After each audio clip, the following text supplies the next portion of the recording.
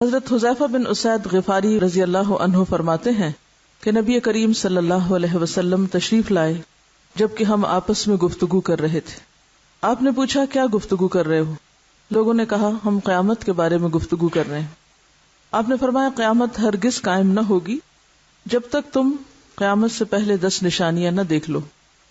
پھر آپ نے فرمایا دھواں، دجال، دابۃ الارض، سورج کا مغرب سے طلوع ہونا، عیسیٰ ابن مریم کا نزول، یاجوج و ماجوج، 3 جگہ زمین کا دھسایا جانا، مشرق میں، مغرب میں اور جزیرۃ العرب میں، اور سب سے آخر میں یمن کی طرف سے ایک آگ نکلے گی جو لوگوں کو محشر میں اکٹھا کر دے گی. مسیح دجال تمام دجالوں اور کذابوں کا سردار ہوگا. سمرہ بن جندب رضی اللہ عنہ سے روایت ہے اللہ کے رسول صلی اللہ علیہ وسلم نے فرمایا اللہ کی قسم قیامت قائم نہیں ہوگی حتیٰ کہ 30 کذاب نکلیں گے. سب سے آخری دجال ہوگا جس کی بائیں آنکھ ممسوح العین یعنی کانی ہوگی. یعنی اور بھی بہت سے لوگ جھوٹ کے دعوے دار ہوں گے لیکن ان سب میں بڑا فتنہ دجال ہوگا. اور یہ جو بات کی گئی کہ ممسوح العین ہوگا، اس سے پتہ چلتا ہے کہ انسان ہی ہوگا وہ.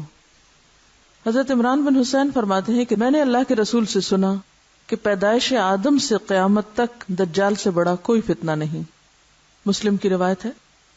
پھر یہ کہ دجال بہت غصے کے ساتھ نکلے گا جب لوگوں کے سامنے آئے گا. ابن عمر ابن سیاد سے مدینے کے کسی راستے میں ملے تو اسے کوئی ایسی بات کہہ بیٹھے کہ وہ غضبناک ہو کر پھول گیا، حتیٰ کہ پوری گلی کو پھول کر بھر دیا. یعنی ہر طرف غصے کا اظہار کرنا شروع کر دیا اس نے. تو وہ حضرت حفصہ کے پاس گئے. کون تھی وہ؟ ان کی بہن. حضرت حفصہ کو ان کے آنے سے پہلے ہی خبر پہنچ چکی تھی کہ کیا ہوا ہے، کہ ایک بات ابن عمر نے جو کہی ہے اس سے ریاکشن کیا ہوا ہے ابن سیاد کا. وہ کہنے لگی اللہ تم پہ رحم کرے، تمہیں ابن سیاد سے کیا غرض، تم نے یہ کیوں کیا؟ کہنے لگے کیا تم نہیں جانتے کہ اللہ کے رسول نے فرمایا تھا صلی اللہ علیہ وسلم کہ وہ کسی غصے کی وجہ سے نکلے گا، یعنی دجال، اور شاید یہ ابن سیاد ہی دجال ہو. اس سے یہ پتہ چلتا ہے کہ صحابہ کرام کو جب آپ صلی اللہ علیہ وسلم نے دجال کے فتنے سے خبردار کیا تو وہ یہ نہیں سمجھتے تھے کہ وہ کبھی آئے گا تو آئے گا. آپ کے جانے کے بعد وہ اس بات سے ڈرتے تھے کہ معلوم نہیں کہ ہماری زندگی کے اندر ہی نہ آ جائے. یعنی اتنا زیادہ اس کے بارے میں فکر مند تھے. اب آپ دیکھیے کہ صرف کہنا مقصود یہ ہے کہ جو بھی احادیث جو آپ صلی اللہ علیہ وسلم کے الفاظ ہیں آپ کے سامنے ہیں، ان سے کیا ہم ایسی کچھ تعویلات کر سکتے ہیں کہ وہ انسان نہیں ہوگا اور ٹیلی ویژن ہوگا یا کوئی اور مشین ہوگی؟ مشین تو بہت چیز ہے، اس میں کوئی غصہ کہاں اور اس کا نکلنا کہاں. ٹیلی ویژن کو تو آپ لا کے جہاں چاہے رکھ دیں. تو ان احادیث کو سن کر جو پکچر آپ کے ذہن میں بنے گی وہ اپنی جگہ، لیکن یہ جو مختلف تعویلوں سے اس فتنے کی جو شدت ہے اس کو کم کر دیا گیا، اس کا تدارک بھی بہت ضروری ہے. اور کبھی بھی دین کی وضاحت کرتے ہوئے خود ساختہ اپنی عقل پر مبنی اور صرف وہم و گمان یا خیال پر مبنی وضاحتیں جو ہیں درست نہیں. اگر نہ بھی سمجھ آئے تو جیسی بات ہے ویسی پہنچا دینی چاہیے. اگر صحابہ کرام اصل بات پہنچانے کی بجائے اپنی من پسند تفسیریں پہنچاتے تو آج ہو سکتا ہے ان میں سے کوئی بھی ہماری سمجھ میں نہ آتی، کیونکہ اللہ کی بات تو سچی ہے. نبی صلی اللہ علیہ وسلم پر جو کچھ بذریعہ وحی آیا اس میں کوئی کنٹرڈکشن نہیں. بعض چیزیں ہمیں آج سمجھ آتی ہیں، بعض کل کے لوگوں کو آئیں گی. تو جو بات جتنی سمجھ آتی ہے ٹھیک ہے، جو نہیں آتی چونکہ یہ آخری زمانے کے بارے میں ہے، معلوم نہیں ابھی کتنا اور وقت ہے، یہ اللہ ہی بہتر جانتا ہے، لیکن بلا وجہ تعویلات نہیں کرنی چاہیے. حضرت عبداللہ بن عمر سے مروی ہے کہ اللہ کے رسول صلی اللہ علیہ وسلم نے ارشاد فرمایا میں سویا ہوا یعنی خواب میں کعبہ کا طواف کر رہا تھا کہ ایک صاحب جو گندم گوں تھے یعنی گندمی رنگ والے تھے اور ان کے سر کے بال سیدھے تھے، اسٹریٹ ہیئر، گویا ان سے پانی ٹپک رہا ہے. ان پر میری نظر پڑی. میں نے پوچھا یہ کون ہے؟ لوگوں نے بتایا کہ یہ عیسیٰ ابن مریم ہے. پھر میں نے پلٹ کر دیکھا تو ایک موٹے شخص پر نظر پڑی جو سرخ رنگت تھا، بال اس کے گھنگریالے تھے، ایک آنکھ سے کانا تھا، گویا اس کی آنکھ انگور کی طرح ابھری ہوئی تھی، انگور کے دانے کی طرح، یعنی رنگ بھی تقریباً وہی اور اس سے نظر نہیں اس کو آتا صحیح. لوگوں نے بتایا کہ یہ دجال ہے. آپ نے یہ بھی بتایا کہ اس کی صورت عبد العزیٰ بن قطن سے بہت ملتی تھی. یہ بنو خزاعہ کا ایک شخص تھا جو عہد جاہلیت میں ہی فوت ہو گیا تھا، یعنی اس دور میں موجود نہیں تھا لیکن آپ نے اس سے تشبیہ دی اس کو. اسی طرح بخاری کی ایک روایت ہے، حضرت انس سے مروی ہے، نبی کریم صلی اللہ علیہ وسلم نے فرمایا ہر نبی نے اپنی امت کو کانے اور جھوٹے دجال سے ڈرایا ہے. خبردار وہ کانا ہے حالانکہ تمہارا رب کانا نہیں. اس دجال کی آنکھوں کے درمیان کافر لکھا ہوگا. کافرے. ایک روایت میں آتا ہے میں تمہیں ایسی بات بتاتا ہوں جو دوسرے انبیاء نے نہیں بتائی کہ وہ دجال کانا ہوگا جبکہ تمہارا رب کانا نہیں، کیونکہ وہ خود کو خدا ہونے کا دعویٰ کرے گا نا، اس وجہ سے یہ بتایا جا رہا ہے کہ رب کانا نہیں، جبکہ وہ کانا ہوگا تو وہ خدا تو نہیں ہو سکتا، رب تو نہیں ہو سکتا. حضرت انس بن مالک سے مروی ہے کہ اللہ کے رسول صلی اللہ علیہ وسلم نے ارشاد فرمایا دجال کانا ہے، اس کی آنکھوں کے درمیان کافر لکھا ہوگا. پس آپ نے ہجے کر کے بتایا کافرے، جسے ہر مسلمان پڑھ سکے گا، یعنی ایسا نشان ہوگا اس کی پیشانی پر کہ جس سے کافرے واضح طور پر نظر بھی آئے گا. ایک اور روایت میں ہے کہ اسے ہر مسلمان پڑھ سکے گا، خواہ وہ پڑھا لکھا ہو یا ان پڑھ ہو، تو اپنے ایمان کی وجہ سے اس تحریر کو پہچان لے گا. اسی طرح بخاری کی ایک اور روایت ہے ابن عمر سے، آپ نے فرمایا دجال کی دائیں آنکھ کانی اور انگور کے دانے کی طرح ابھری ہوئی ہوگی.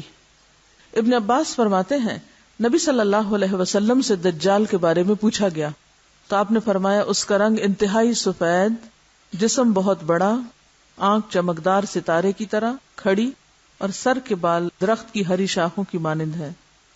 ایک روایت میں آتا ہے دجال کی آنکھ شیشے کی طرح سبزی مائل ہے، یعنی گرینش آئی ہوگی اور چمکدار بھی ہوگی. اسی طرح بالوں کے شیڈ کا بھی ایسے ہی پتہ چل رہا ہے کہ سر کے بال درخت کی ہری شاخوں کی مانند، یا تو چمکدار، ہری شاخیں عام طور پہ لش گرین جو ہوتی ہے اس میں چمک ہوتی ہے، یا پھر رنگ ہی ان کا ہرا ہوگا. اس حدیث کی بھی اسناد صحیح ہے اور مسند احمد نے اس کو روایت کیا ہے. ایک اور حدیث میں آتا ہے آپ صلی اللہ علیہ وسلم نے فرمایا دجال بائیں آنکھ سے کانا ہوگا، گھنے بالوں والا ہوگا، اس کے ساتھ جنت اور آگ ہوگی، اس کی آگ جنت ہے اور اس کی جنت آگ ہے. نبی صلی اللہ علیہ وسلم نے فرمایا کہ دجال کانا اور انتہائی سفید اور چمکدار رنگ کا ہوگا، اس کا سر افا سانپ جیسا، یعنی سانپ جیسا ہوگا. وہ لوگوں میں عبدالعزیٰ بن قطن کے ساتھ زیادہ مشابہت رکھتا ہوگا. حضرت سفینہ جو اللہ کے رسول صلی اللہ علیہ وسلم کے غلام تھے، سامان بردار تھے، وہ بیان کرتے ہیں اللہ کے رسول صلی اللہ علیہ وسلم نے ارشاد فرمایا دجال بائیں آنکھ سے کانا ہوگا، دائیں آنکھ گوشت کے ٹکڑے کی طرح ابھری ہوئی ہوگی، عیبدار ہوگی، جبکہ اس کی دونوں آنکھوں کے درمیان کافر تحریر ہوگا. حضرت ہشام بن عامر سے مروی ہے کہ اللہ کے رسول صلی اللہ علیہ وسلم نے فرمایا دجال کا سر پچھلی جانب سے گنجا گنجا سا ہوگا. جس نے کہا کہ تو میرا رب ہے وہ تو فتنے میں مبتلا ہوا، اور جس نے کہا کہ تو جھوٹا ہے، میرا رب تو اللہ ہے جس پر میں بھروسہ کرتا ہوں، تو وہ اس کو کچھ نقصان نہ دے سکے گا، لیکن اس کا ہیبت اور خوف اتنا ہوگا کہ لوگ اس کے کہے بغیر ہی اس کو رب ماننا شروع کر دیں گے. نبی صلی اللہ علیہ وسلم نے فرمایا میں نے تمہیں دجال کے بارے میں خبر دی ہے اور مجھے خدشہ ہے کہ تم اسے پہچان نہ سکو گے. مسیح دجال ایک پستہ قد آدمی ہوگا، گھنگریالے بال ہوں گے، آنکھ کانی اور مٹی ہوئی، نہ بہت اونچی ابھری ہوئی اور نہ ہی بہت دھنسی ہوگی، یعنی ایک تو نگلی بھی ہوگی اور دوسری دھنسی بھی ہوگی. بہت زیادہ دھنسی بھی نہیں لیکن ممسوح العین ہوگا، کانی ہوگی. پھر بھی اگر تمہیں اس کے بارے میں شک و شبہ ہو تو خوب جان رکھو کہ تمہارا رب کانا نہیں ہے، کیونکہ وہ خدائی کا جو دعویٰ کرے گا. حضرت فاطمہ بنت قیس فرماتی ہیں نبی صلی اللہ علیہ وسلم نماز سے فارغ ہو کر ممبر پہ تشریف لائے، مسکراتے ہوئے فرمایا کہ ہر بندہ اپنی جائے نماز پہ بیٹھا رہے. لوگ نماز پڑھ رہے تھے، آپ ممبر پہ آئے، فرمایا سب اپنی اپنی جگہ بیٹھے رہو. پھر فرمایا کیا تمہیں علم ہے کہ میں نے تمہیں کیوں جمع کیا ہے، کیوں بٹھایا ہے؟ لوگوں نے کہا اللہ اور اس کا رسول ہی بہتر جانتے ہیں. آپ ایسی باتیں کیوں کیا کرتے تھے؟ تاکہ لوگ متوجہ ہوں اور لوگ بات سنیں اور سمجھیں. آپ نے فرمایا خدا کی قسم میں نے تمہیں ترغیب و ترہیب یعنی واعظ و نصیحت کی باتوں کے لیے اکٹھا نہیں کیا، بلکہ اس لیے جمع کیا ہے کہ تمیم داری جو عیسائی تھا وہ میری بیعت کر کے دائرہ اسلام میں داخل ہو چکا ہے. اس نے مجھے مسیح دجال کے بارے میں ویسی ہی خبر دی ہے جیسے میں تمہیں دیا کرتا ہوں. اس نے کہا وہ لخم اور جزام قبیلے کے 30 لاکھ آدمیوں کے ساتھ بحری جہاز میں سوار تھا کہ مہینہ بھر بحری موجیں ان کی کشتی سے کھیلتی رہیں، حتیٰ کہ ان کی کشتی مغرب کی طرف ایک جزیرے پہ جا لگی. پھر وہ ایک چھوٹی کشتی پہ سوار ہو کر جزیرے میں جا اترے، جہاں انہیں گھنے بالوں والا ایسا جانور ملا جس کے منہ یا دم کی شناخت ناممکن تھی. انہوں نے پوچھا کہ تو کون ہے؟ جانور نے کہا کہ میں جاسوس ہوں. انہوں نے کہا کس کا جاسوس؟ اس نے کہا اس شخص کی طرف چلو جو دیر میں ہے اور تمہاری خبر کا مشتاق ہے. تمیم نے کہا کہ جب جانور نے اس شخص کا نام لیا تو ہم ڈرے کہ کہیں یہ شیطان نہ ہو. تمیم نے کہا پھر ہم تیز تیز چلتے ہوئے اس ویرانے میں داخل ہوئے تو ہم نے وہاں اتنا بڑا انسان دیکھا کہ ویسا قدآور مگر جھگڑا ہوا آدمی کبھی نہ دیکھا تھا. اس کے دونوں ہاتھ گردن کے پیچھے اور پاؤں ٹخنوں کے ساتھ مضبوط لوہے سے بندھے ہوئے تھے. ہم نے کہا کمبخت تو کون ہے؟ اس نے کہا میری خبر تو حاصل کر ہی لوگے، یہ بتاؤ کہ تم کون؟ لوگوں نے کہا کہ ہم اہل عرب ہیں اور ایک سمندری جہاز میں محو سفر تھے کہ سمندر میں طغیانی آ گئی، جس کی وجہ سے مہینہ بھر ہمارا جہاز موجوں کا شکار رہا. پھر ہم اس جزیرے کے قریب پہنچے تو ایک چھوٹی کشتی میں بیٹھ کر اس جزیرے میں داخل ہوئے تو ہمیں یہ جانور ملا جس کے بالوں کی کثرت کی وجہ سے منہ یا پشت معلوم نہیں ہوتی. ہم نے اس سے پوچھا کمبخت تو کون ہے؟ اس نے کہا میں جاسوس ہوں، تم اس دیر میں موجودہ آدمی کی طرف چلو، وہ تمہاری خبر کا بڑا مشتاق ہے. تو ہم جلدی سے تمہاری طرف چلے آئے اور ہم تو اس جانور کو شیطان سمجھتے ہیں. دجال نے کہا کہ مجھے بیسان کے نخلستان کی خبر دو. ہم نے کہا اس کی کون سی خبر مطلوب ہے؟ اس نے کہا کیا وہ پھل لاتا ہے؟ ہم نے کہا ہاں. اس نے کہا عنقریب وہ پھلدار نہیں رہے گا. اچھا مجھے بحیرہ تبریہ کی خبر دو، کیا اس میں پانی رواں ہے؟ ہم نے کہا ہاں خوب رواں دواں ہے. اس نے کہا عنقریب وہ خشک ہو جائے گا.